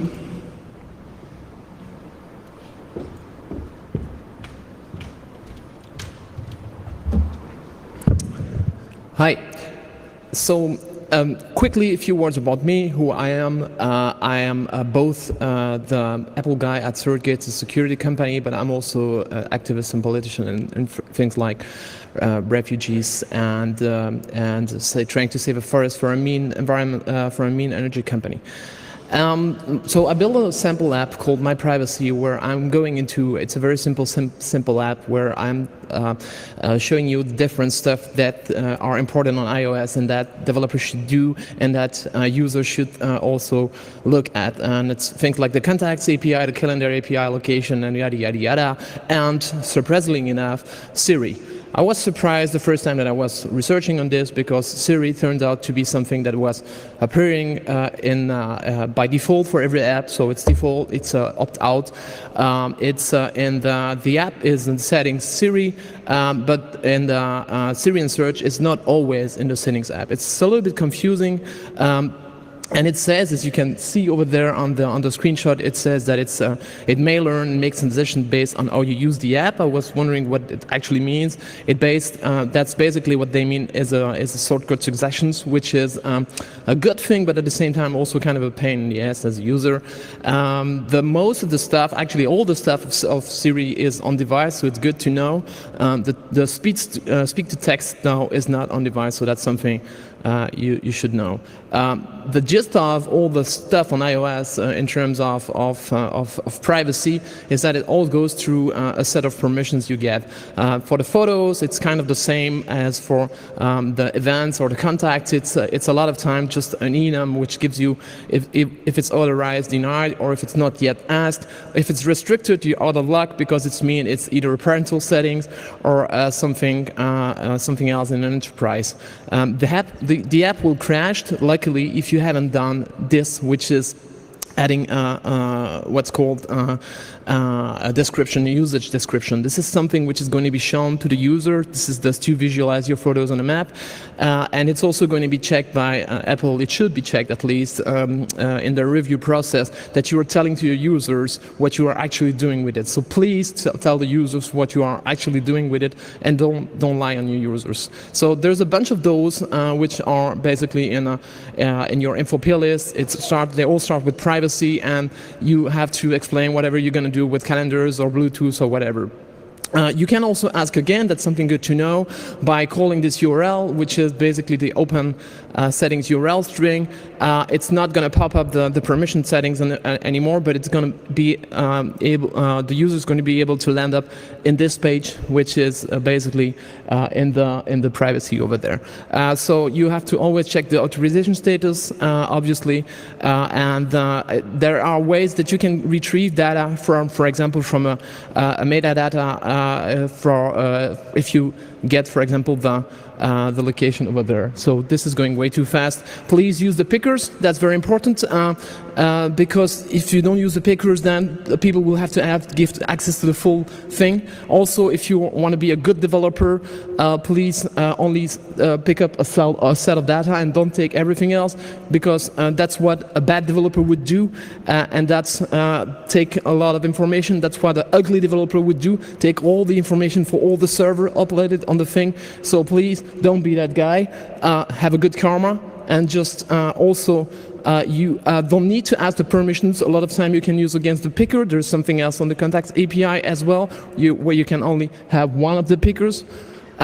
Also, the contacts have a location, even if they don't have a latitude longitude, because if they have a postal address, you can retrieve this. So with like geocoding, so this is something to know. You can also, the other thing that I wanted you to know is that the location API is interesting because MapKit already knows where I am, even though I didn't allow him to tell him. You might think it's because of the region settings, but it's not. It's most probably the IP address. I would prefer if they actually ask me before they centralize this map on where I am. On the location API, when you request the authorization, you have to use when in use or always. Please do not directly ask the full Monty. Ask first this, and then you would be able to avoid this guy, because the second time you will ask, you will have only this. And that's basically, I'm running out of time. There is something on the calendars which is taking all the thing. If you want to know more about this, just get in touch with me. I will be happy to show you this. Thank you for this animated slideshow. Nice. All right, next up is Tree Area Network.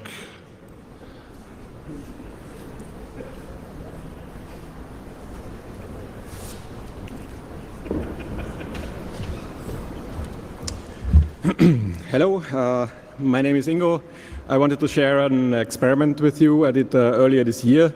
It's called Tree Area Network. And when I put up this presentation, I basically said, well, it's actually a bunch of holiday images I share with you. But before I do that, what is capacitive coupling? That is a technique to transmit or transfer information through capacitive coupling, which means you have information, you go into something, you encode it, you amplify that, you send it into a biological conductor, like a human being. Human being is a very good conductor, like a capacitor. It has very low resistance internally, and a skin which is high resistance. So it does capacitive couple to another part of the body or another body.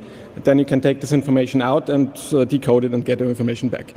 That works with humans, that also works with plants. So what I did at the DynaCon Digital Naturalist Conference in 2018 in Phuket in Thailand is I wanted to try out capacitive coupling devices I built for e-textiles in the first case, but the experiment was to use it on trees and, if possible, to use it to send information from one tree to another, and then use the jungle as a network and send one bit of information from one side of the jungle to the other side of the jungle. So I wanted to try it out if it works at all. That was the first experiment. I just stuck these capacitive plates on some plants, and you see my face, it didn't really work. I don't know if you see the oscilloscope, it's picked up very, very low signals. That was the second attempt. I wrapped around the capacitive, like the electrode around the tree, and it worked much better. You see that in the signal. Picked up very good signal, so I can decode information again. What could I do? I could transmit data for 5.4 meters from one tree to the bottom of the tree. That is how the schematics looks like. The transmitter is a simple resonant circuit transmitting a carrier wave of 300 kilohertz. Receiver is basic radio stuff, amplifying and filtering, basically. That is how it looks on a tree. Left is the transmitter with a sensor. It transmits the data over the tree, picked up by another part of the tree on the right side, and sent to a computer. The data is sent over serial to a computer to read out. That's some details, what the implementation can do, a simple on-off keying. The next step was the costume tan tree area network for tree huggers. So how do we pick up information from trees? We can hug the tree. It does capacitive couple from the tree to the human body. We can then get the data out of the human body. And that's what we did. We decoded information, we don't understand what it says. So the scientist is reading the signal from the probe, from the human probe, getting the data from the tree. Right. So if you want to try that out yourself, everything is up on GitHub and on my webpage. Try it out, have fun. Thank you very much. Thank you.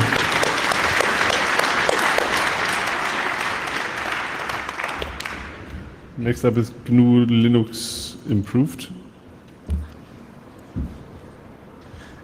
Yeah, hello. My name is Cem, or Hans. And as you have seen 2 talks ago, it is very hard to make the security right in iOS. And Linux is not the problem here because all the features aren't there exactly. So, and I think that is wrong. And 2018 OS should be able to restrict applications from modifying each other's data and restrict applications from spying the user's habits. So, yeah, situation is that all applications have the same permissions. USB drivers are fetched automatically. Xorg is a whole security nightmare. And processes can read any data in home user, and also there are interfaces that doesn't need to be exposed to each application you are running. So yeah, there are a few developments. We always have the ability to make Unix POSIX users groups. We have AppArmor, we have SE Linux. We have KVM, we have namespaces, we have USB Guard, Docker, Xpra. There are some Linux distribution projects like CubesOS or Subgraph OS, which are trying to improve the security as well. So I have still some questions left. For example, do you remember that there is a policy in Debian that there has to be a man page for every Unix command on the system? So also, why do we still have XTM? Why do we have still those graphical display managers?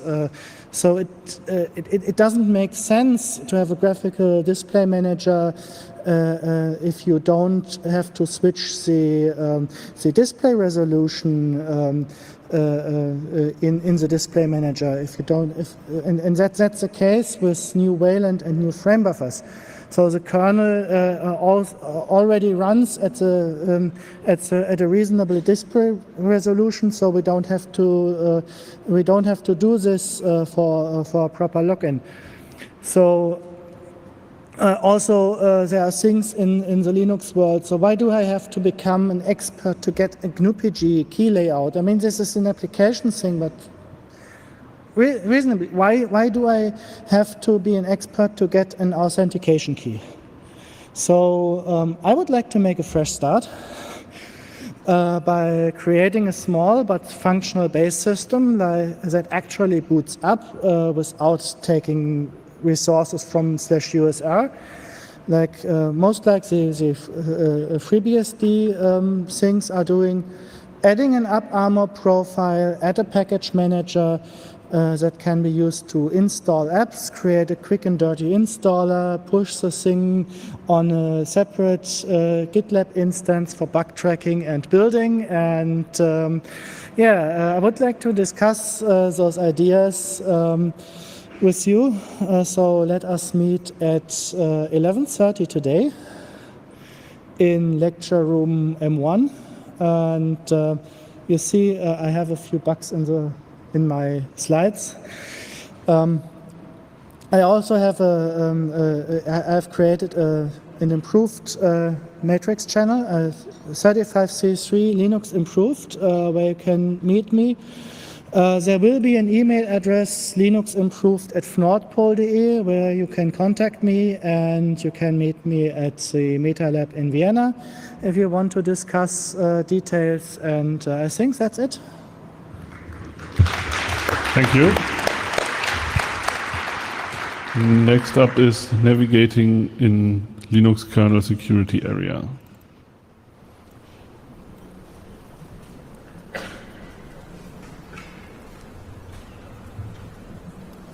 Hello. My name is Alexander Popov. I'm the Linux kernel developer and security researcher, and I want to tell you about navigating in the Linux kernel security area. Linux kernel security is a very complex area. There are various key concepts there. There are vulnerability classes, exploitation techniques, bug detection means, and various defenses. Some of them are in the Linux kernel mainline, some of them are still out of tree, some of them are commercial, some defensive technologies need special hardware to work, and all these items have complex relations between each other, and it would be really great to have some graphical representation to navigate, for easier navigation in the documentation. So I created such a map. It is available at the GitHub. It operates the key concepts which I already described, and the connection between nodes represents some kind of relation.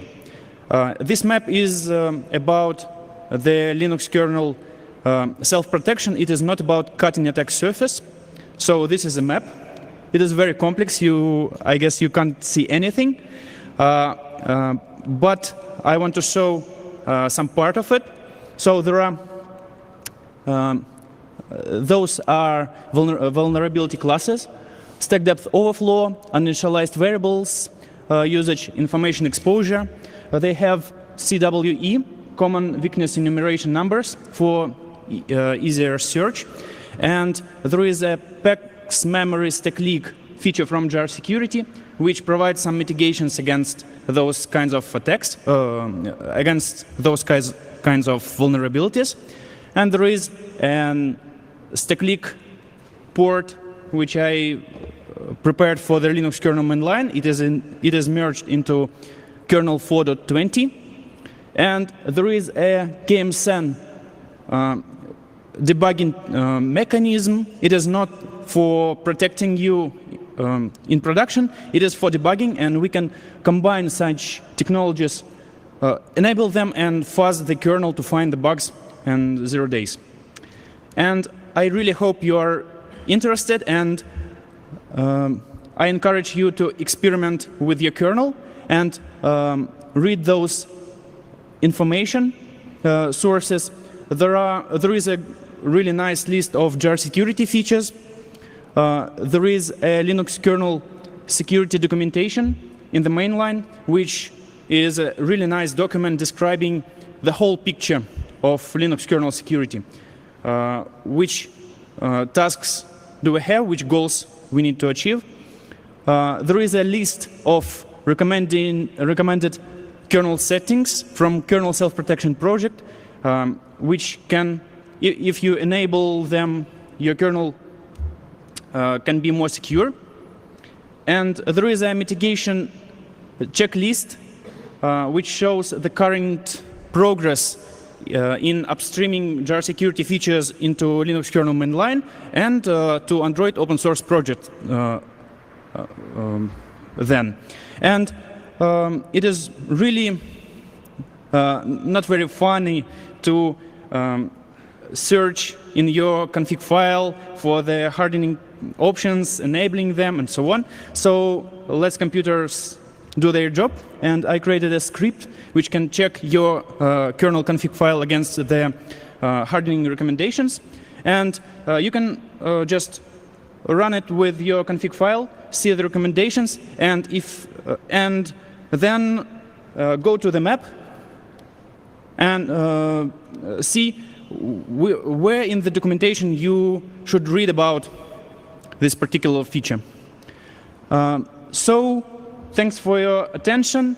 You can catch me here at the Congress. You can write me emails. Linux kernel developers really like plain text emails. And the main point, enjoy the Congress. Thank you.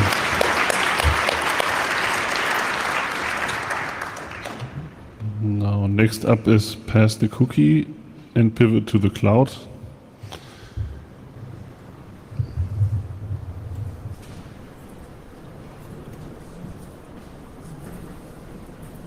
Hello, everybody. My name is Johan. I'm a security engineer and professional penetration tester.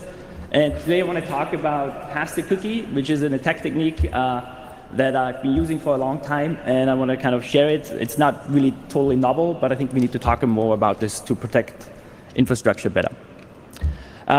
So what are cookies? I think we don't have to talk about that much. Everybody knows about cookies. They're used for security, for authentication, and establishing a session between a client and a web server. And it usually is a single key to the kingdom, which means if you steal the cookie, then you get access to the web application. There was a lot of talk about 4 or 5 years ago with Firesheep that was really, really good, right, where we kind of, the entire industry stepped up and we kind of deployed SSL much more widely, which is very, very good, and everybody should use that. But what I want to talk about now is sort of other techniques somebody might deploy or leverage to steal your authentication cookies. So think about it. A cookie might be the single key. Who here uses AWS or Microsoft Azure? A cookie might be the single key to your entire virtual data center. So if you have like a data center, a building, you imagine, right? The cookie is the key to that building. Or personally, if you have cryptocurrency or finances, right, or Facebook, the cookie might be the authentication token to get an attacker in. So what is pass the cookie? So if you can tell, it's very much similar if you're familiar with pass the hash, right? It's the same concept. You have the token, you pass it, and you pivot through the environment. So an attacker might be after valuable assets, valuable hosts in your infrastructure where there might be powerful cookies available. And as I said, I've used this many, many times during adversarial emulation to achieve mission objective. So how can you kind of gather the cookie in the first place? So pass the cookie is sort of a post-exploitation technique, which means the host that we talk about is already compromised. So imagine phishing attack. There's a beachhead established in the organization, in the company, that, and then the adversary starts pivoting through the environment, right? Maybe even compromise the domain controller. So at that point, they have full capabilities within the company. But they still have not pivoted what I call the pivot to the cloud. So now they can go find an administrator of the subscription or the AWS account, compromise that machine, and then they can pass the cookie. They steal the cookie using some of these techniques here, and then they pass the cookie to pivot to the cloud infrastructure. The one thing I want to point out here is process dump, which is sort of a very, very simple tool. But cookies are not just stored in processes of browsers, right? Or on the disk from a browser perspective. Cookies, you can also find them in other applications that do authentication. So somebody might use process dump to kind of dump all the processes in the machine and look for cookies. So yeah, and then how do you pass the cookie? In the past, like 4 or 5 years ago, right, you had to install some extensions and so on. Now it's really simple. You use the developer console. You just go in the console and set the cookie, or there's even UI, like Chrome has a nice UI to set the cookie. Yeah, I want to point out cookie crimes, which right now I work at a place where we have a lot of Macs. So I had to look for techniques on how to do this on a Mac, and there's great research done, and there's something called cookie crimes that uses headless Chrome to allow you to steal the cookies. So here's a simple example how you might compromise GitHub, right? You go to the GitHub web page, refresh, there's no cookies, you're not authenticated. There's a single cookie called user session, you paste it in, refresh the page, and you're logged in. And now let's move this to the cloud. This is sort of really what I want to kind of highlight. Is your organization might have, or Google Cloud Compute, for instance, another, like one of the 3 big cloud infrastructure providers, right? An adversary might have stolen, compromised the administrator, and then they steal a cookie and pivot into the cloud. So sort of a 3-step process. Sort of part of my own work, I started building out this cheat sheet for myself. So I thought I'd share that, which kind of cookies you might be interested in, depending on the client you work with. And always make sure that you have authorization for any of this kind of work, right? That's sort of something I've put it in the very beginning as well. So here you can see a sample of interesting web pages and the cookies that you can steal, or that somebody might steal, an adversary might steal to authenticate and simulate a breach. Talking about detections, right? There's things that we kind of have to do is like monitor for process dumps, monitor for access anomalies, monitor for unusual activity on websites, and I want to move forward and talk about mitigations also, right? Deleting cookies on the machine regularly is very important. Delete the session cookies, right? If you, and this is one thing I want to highlight, right? If you are not the only administrator on your machine, it is not your machine. Anything on it belongs to everybody else, or any other administrator on the machine also, right? That is very, very important, especially if you work in a company. Never use your company laptop to perform work. Thank you.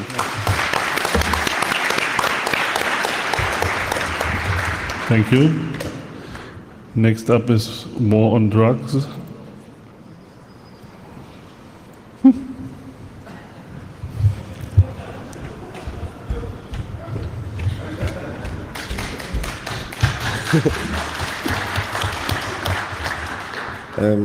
Hello. The full title of the talk is War on Drugs, Undoing 50 Years of Fake News and Propaganda. You need to decide for yourself, what do you want to do? What is your core set of values? And me personally, I am pro-choice, freedom, and education. There are many different scientific research. This is about the fat and sugar. The sugar industry blamed fat. You eat fat, you become fat, but this is not true. You need to provide fat to your body because it's a part of a healthy, balanced diet. This is the cigarette advertisement from 50 years ago. Of course, your doctor smoked Camels. The Marlboro guy who was advertising cigarettes, he died from lung cancer. And this is probably one of the most important quotes, that 50 years ago, the Nixon presidential election, and basically you cannot make illegal to be against war. So what they did to keep the war in Vietnam going, they criminalized drugs. The war on drugs is a direct consequence of war in Vietnam. They couldn't keep up with the peace movements, so they had to find a way to put them into prison. And then we have a private prison system. The moment you make money from putting people into prison, you are incentivized to keep the system going. And this is basically a vicious circle. It is a complete bullshit, and I encourage you to just think, follow the money. If you do not know what's going on, just follow the money. And all these pervert incentives create a situation when judges are bribed by the prison system to put children into jail. However, now we have a little change in the law because of the internet. Internet allows us to communicate freely. This is the legal map of cannabis in the US.